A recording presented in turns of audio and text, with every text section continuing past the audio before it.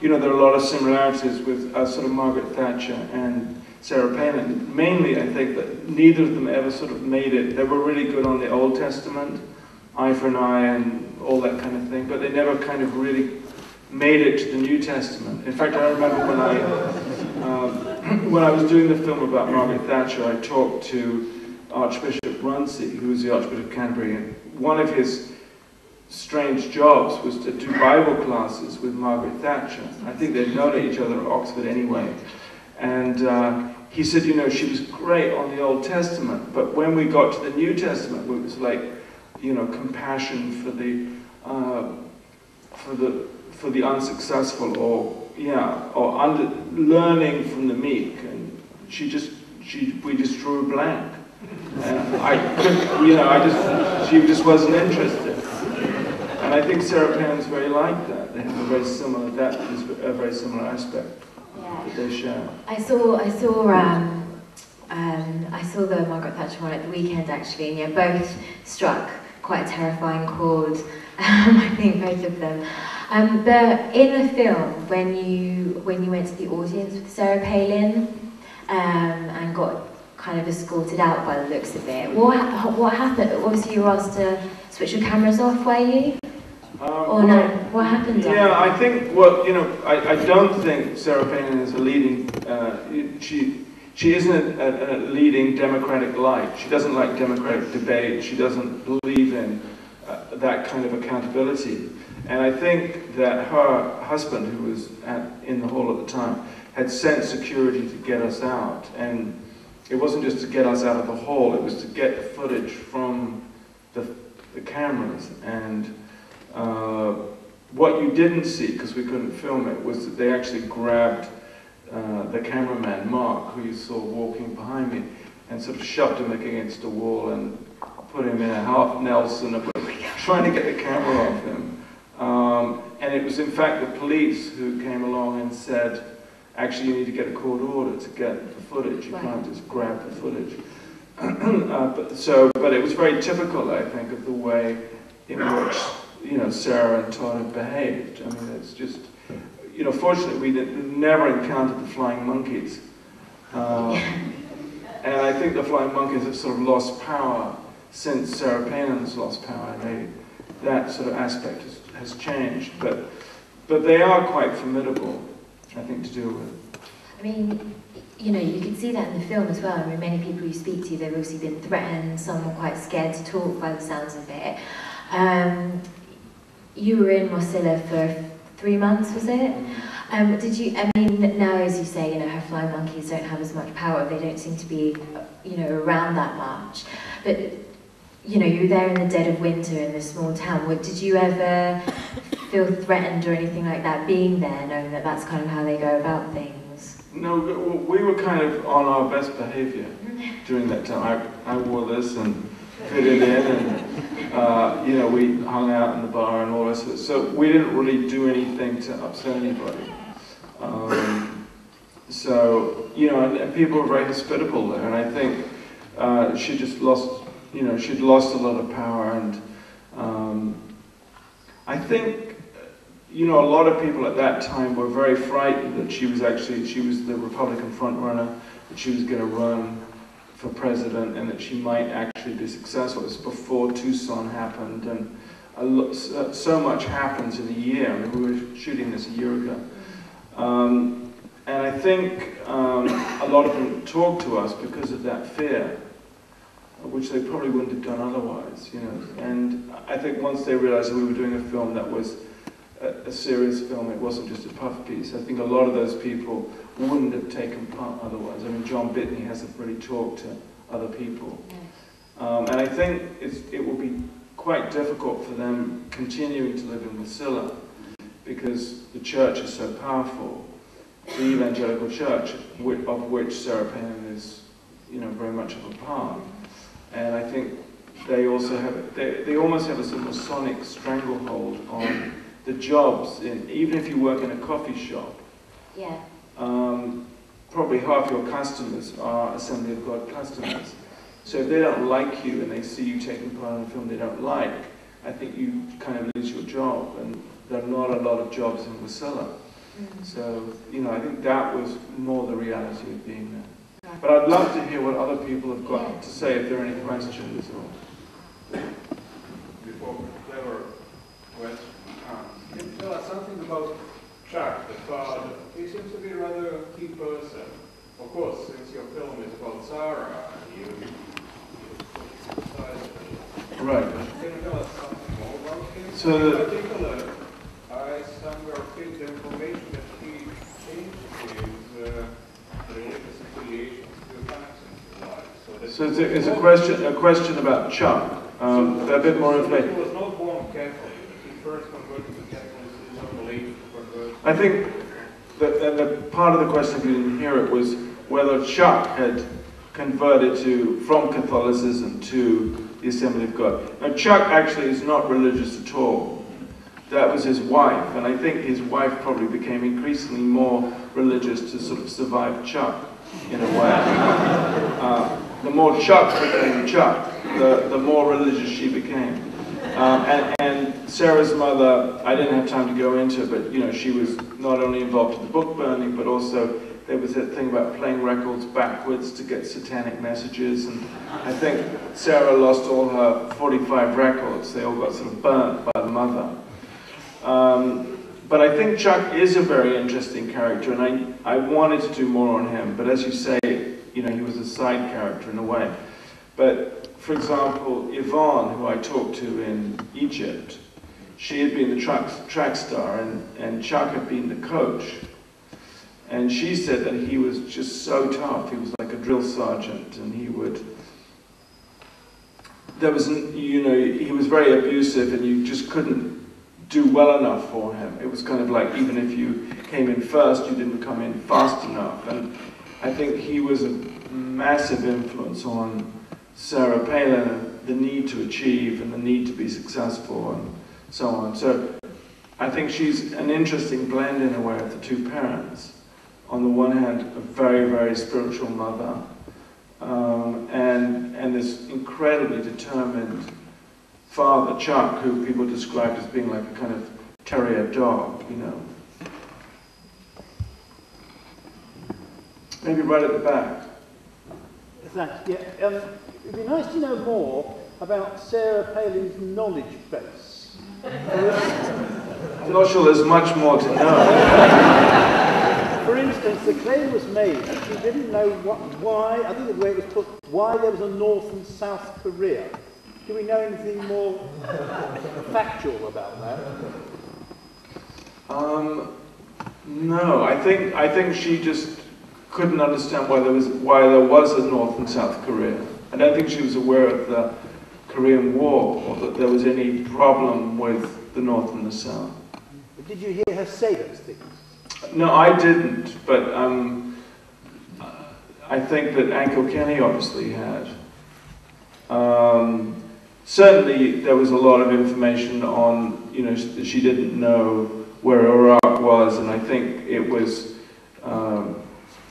Steve Schmidt who had originally selected her to be the vice presidential candidate, who, when he was talking to her, like 2 days after she'd been chosen as the candidate, he realized that she really believed that the Queen of England was in fact making all the decisions here, and that the Queen of England had actually decided that Britain should enter the Iraq War.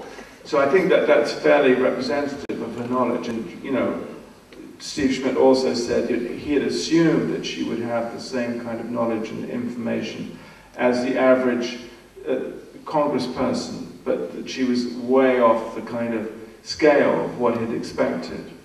Thank you.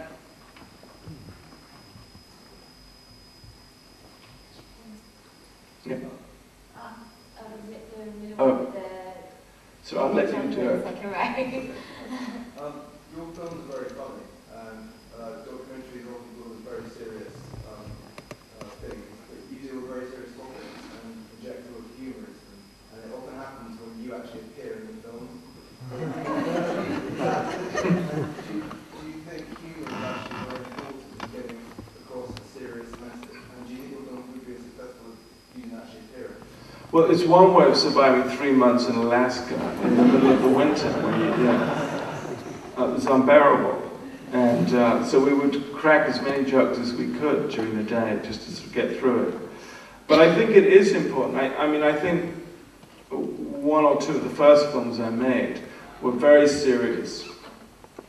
And I realized that the audience were only reacting with one emotion, and that it got very tiring after a while, and it was, I think, can tend to say the same thing over and over and over if you're hitting an audience with the same tone and the same emotion. And I think if you can get a wider reaction, which is very much how real life is, I think, there's gallows humor, and I think tragedy and comedy are very closely related, and I think if you can get that into a documentary and still keep it being accurate, it's great. It's certainly more fun to make.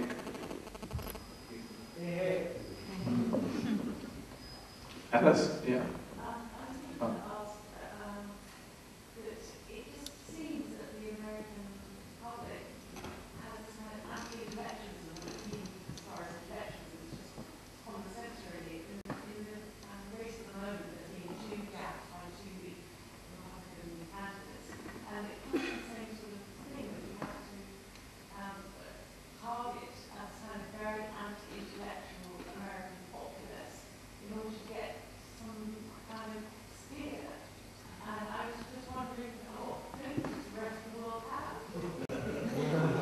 Could you all hear that?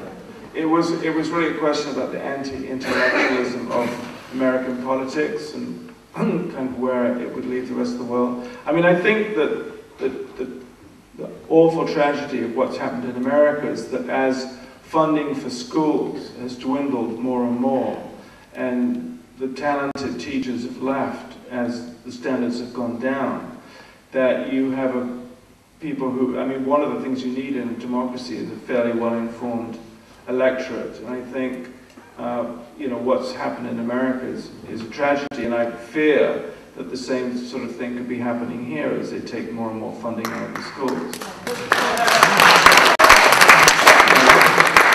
And then I think there's just a sort of innate distrust of anybody who knows anything. There's a sort of resentfulness, and and I think the Republicans have also really worked on that, and they've created this complete mistrust for Washington and this whole idea of smaller government and deregulation, and Fox News and Murdoch have played a massive part in disseminating a lot of misinformation, which again I think hopefully won't happen in this country, but I think it's very worrying with what was happening with B-Sky-B and so on, that might happen here too. So I think it's not an isolated thing. I think it's very connected to big money and all the changes that have happened with the taxation and the way in which the money's been distributed in education and that kind of thing.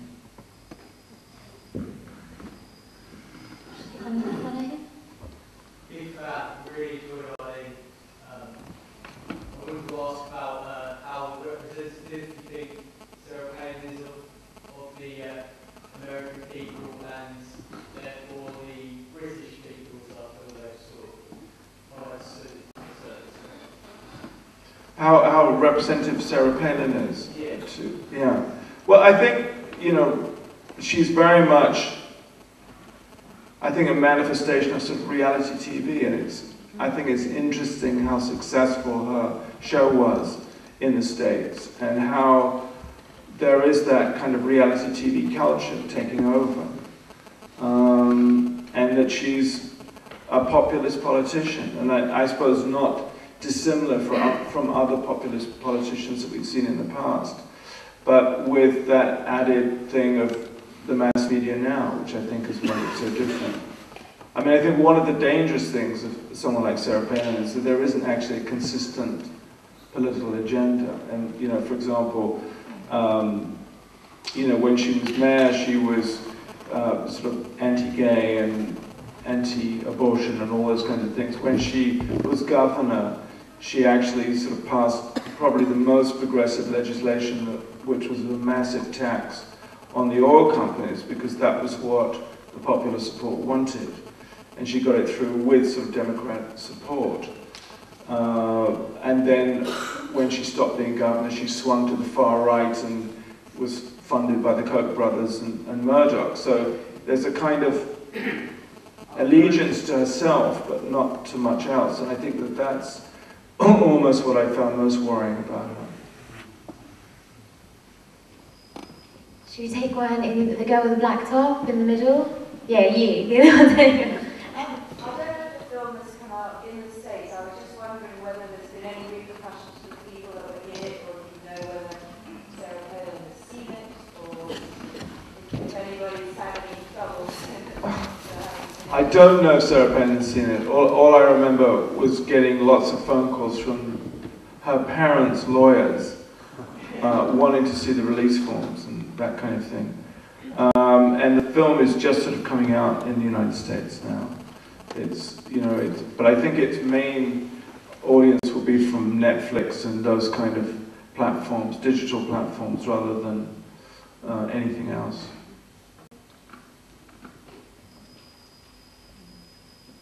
Well, one here. She's clearly a pretty unpleasant person, but do you think you would fair?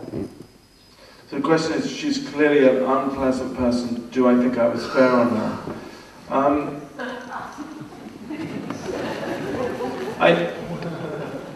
I think all you can do is try and make something that you think represents people, what people who knew her well say, really. And I don't think, I kind of actually didn't want to interview Levi Johnson because I felt he had such a grudge against her.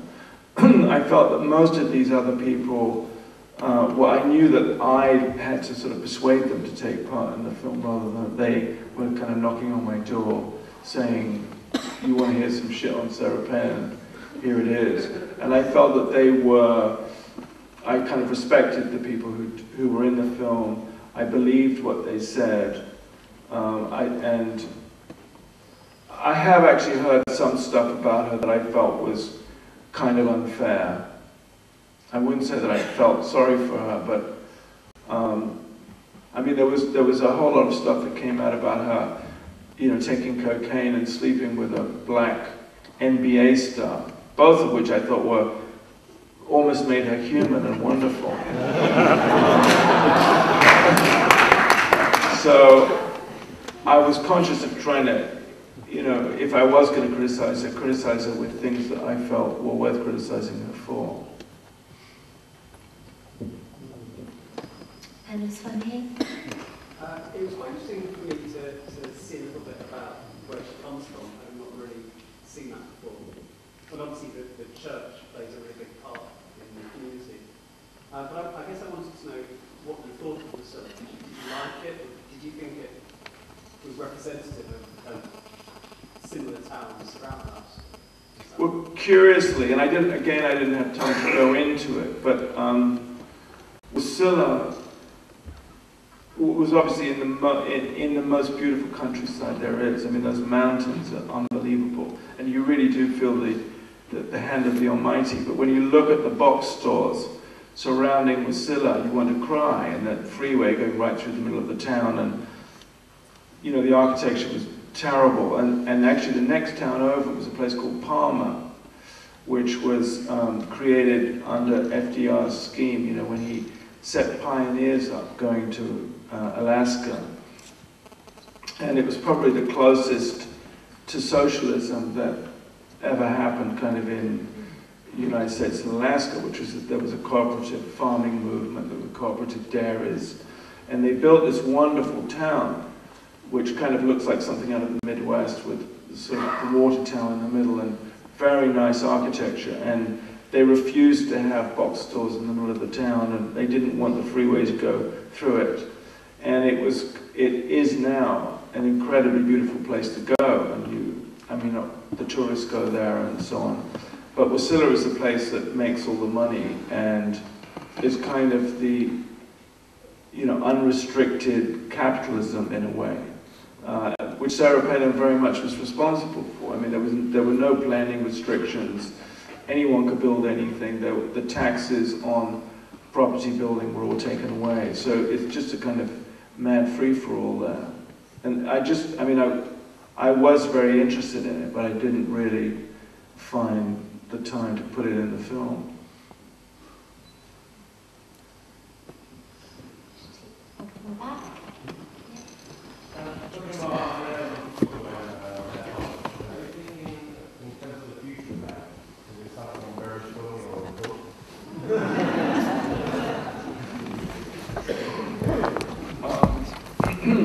Gosh, I think, was it Christopher Hitchens who took on religion? I don't know. I think the Pope would be a tricky one.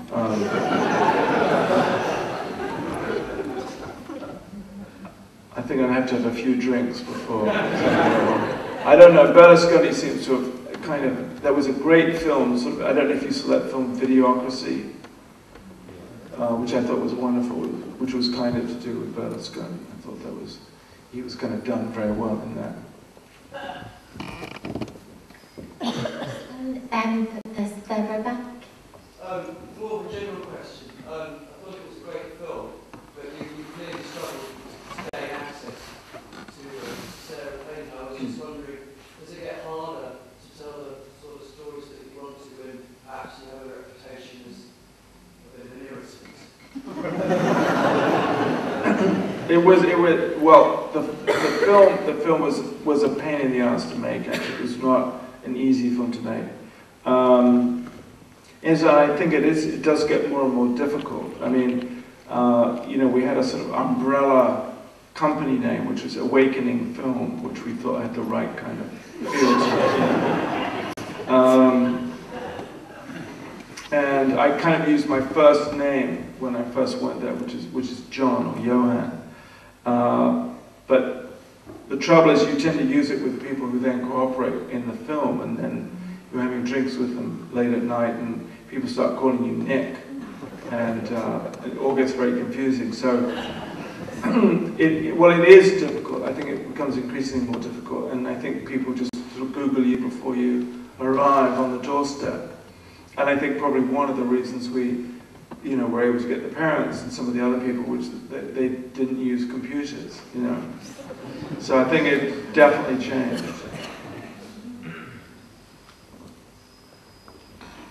To go in the third row.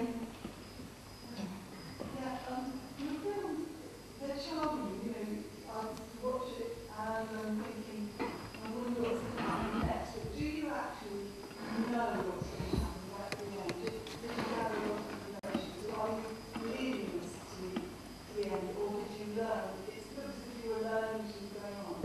That's what we want to face. Because that's lovely. Could you hear that? It was like, how much did I know, I guess, of the journey of the film? Not really. I mean, to me, the joy of making the films and what the films are about is really the journey, and the films are really the research that you do. And I think you kind of construct the idea of the film as you go. And I really don't go in with a kind of thesis that I want to prove, or a real agenda. I mean, I think if Sarah Palin had shown herself to be charming and wonderful and so on, I would have had a dilemma, but I would have tried to work through it. And I think you need, I think that's kind of almost the invisible pact you have with the audience, which is that you will go until you find some kind of end, and that you will present something that you feel is, representative of your journey. Which I think this was really what happened when we were there. How are we doing for time? Okay, one more? Let's take this one. Yeah. Oh, there's one, yeah. So.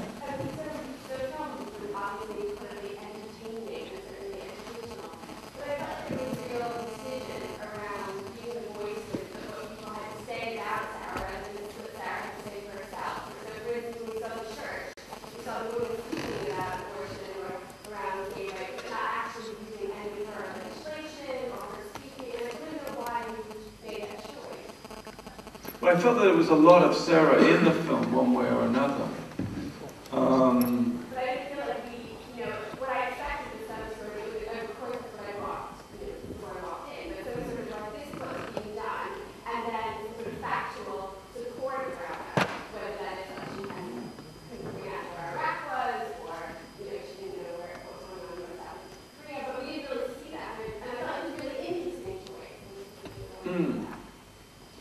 Well, I mean, there were those little moments where she's talking about seeing Russia from a house that I put in there.